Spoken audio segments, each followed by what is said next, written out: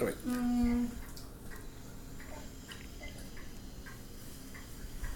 Kind of fast. Well, I don't know if you guys have to introduce yourselves or not. No. I'm Bob. And in the show, there are two people there.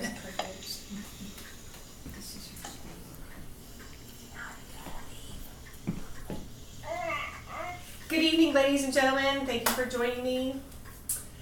Hearing the rushing water as I walk, the crunching leaves under our feet, and my children's laughter are some things that I'll remember from our visit to Smoky Mountain National Park in Tennessee. My speech today will hopefully convince you of the importance of visiting our national park system, and that you'll consider visiting one of these parks within the next 6 months. Whether you enjoy a priceless view, a thrilling experience that will teach you something, maybe even about yourself, the National Park System is the place for you. In addition to satisfying our personal needs on a vacation or an outing, we have the duty to our fellow man.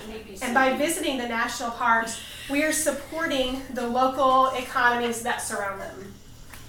I will be discussing the establishment of the national parks, the education and recreation programs offered, and the positive effect that they have on the communities.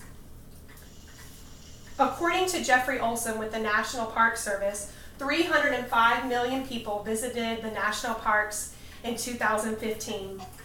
The parks were established to preserve the vast wild lands that seemed to be slipping away even in 1872. The first attempt to save these lands was with the creation of Yellowstone National Park in Wyoming. As you visit the parks, you are able to see breathtaking views and animals in their natural habitat, like the elk in the Smoky Mountain National Park and the buffalo in Yosemite, or tall redwoods and sequoias that you can walk and drive through in Sequoia National Park in California. These are views that you can't see anywhere else in the world. To get to these places, you may have to park and hike. The national parks offer a wide variety of outdoor and recreation and educational programs like hiking.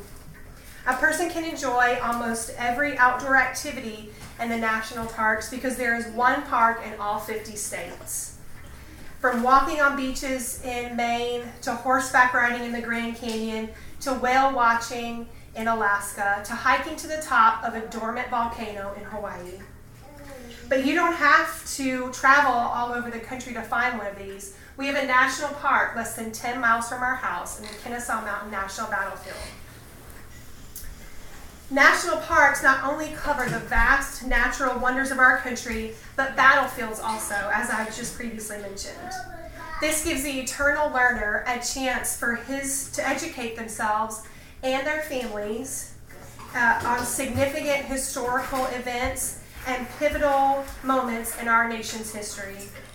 The young visitor can enhance their experience with the Junior Ranger program. You're given a booklet with puzzles and questions to answer, and in return, you're given a badge that's unique to each park. When one visits these parks, where do they eat? Where do they sleep? In a 2014 article by Casey Sepp for the Pacific Standard website, the National Park Service returns $10 for every $1 of taxpayer investment. Whether that's not only collecting admission and camping fees, but also filling the surrounding hotels, restaurants, and clearing off the shelves in local grocery stores and sporting good outfitters.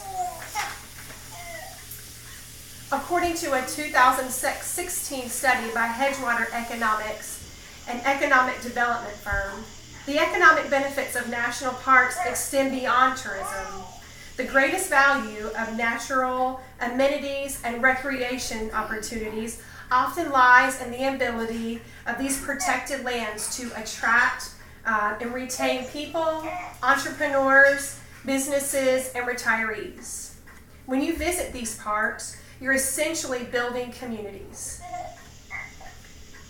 I hope that I have showed you why you should visit these national parks, whether you enjoy an immeasurable view, a thrilling experience that can teach you something about yourself, or in the national park system is the place for you.